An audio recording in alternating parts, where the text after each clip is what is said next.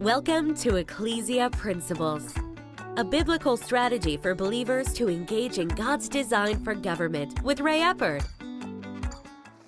Hello, glad you could join us again today. We're continuing to study jurisdictional government, the jurisdictions that God established. He established self-government first, family government second, and chronologically, he established civil government third. Now, with this, our text for this is Genesis 9:6.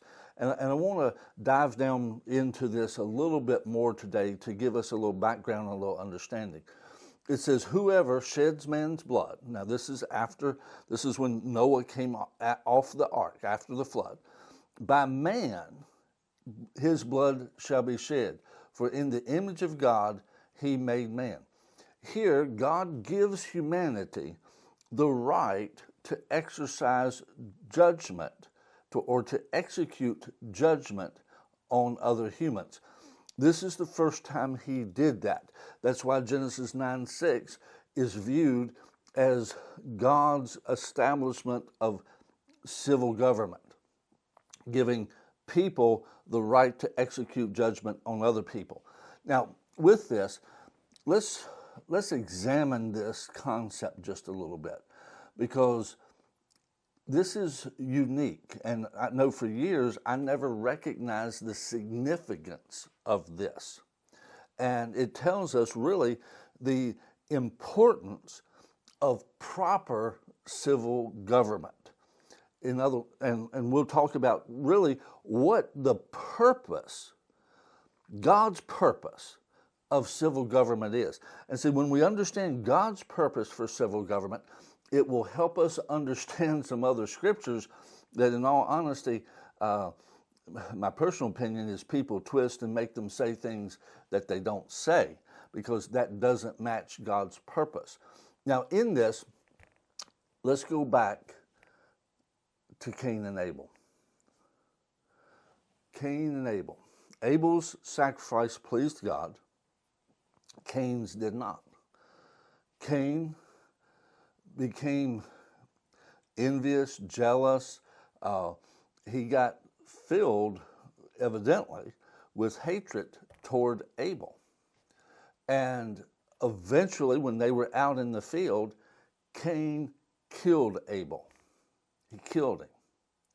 Now, at that point, Cain told God, when God talked to him and dealt with him about it, he said, well, everybody's going to take care of me. He said, now I'll put a mark on you, and no one will touch you.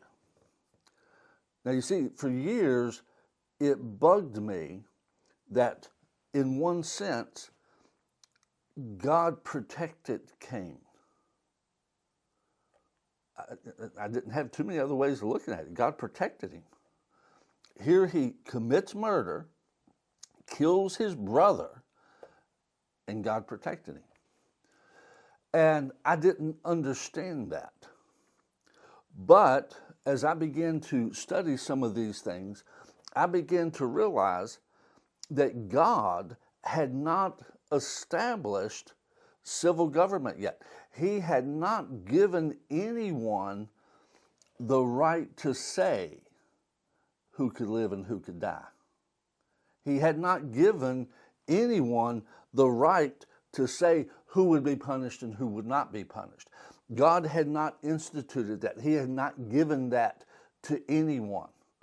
And so from that standpoint, anyone that then would execute judgment on Cain were taking on a jurisdiction God never gave them. Now, I do believe there was a purpose in him holding back, and we'll talk about that really in another time. But the bottom line here is no one had been authorized by God to execute judgment on Cain. And so God, in that sense, provided a protection for Cain, which is really, in reality, a protection for those other people to keep them from doing something they should not do. God bless you. We'll continue this again tomorrow. You've been listening to Ecclesia Principles with Ray Eppard. Follow us on YouTube and Facebook on our Ray Eppard pages. This program was brought to you by Victory Worship Center and World Outreach. Services Sunday 9 o'clock and 11 o'clock, 200 Hammond Lane, Stanton, Virginia.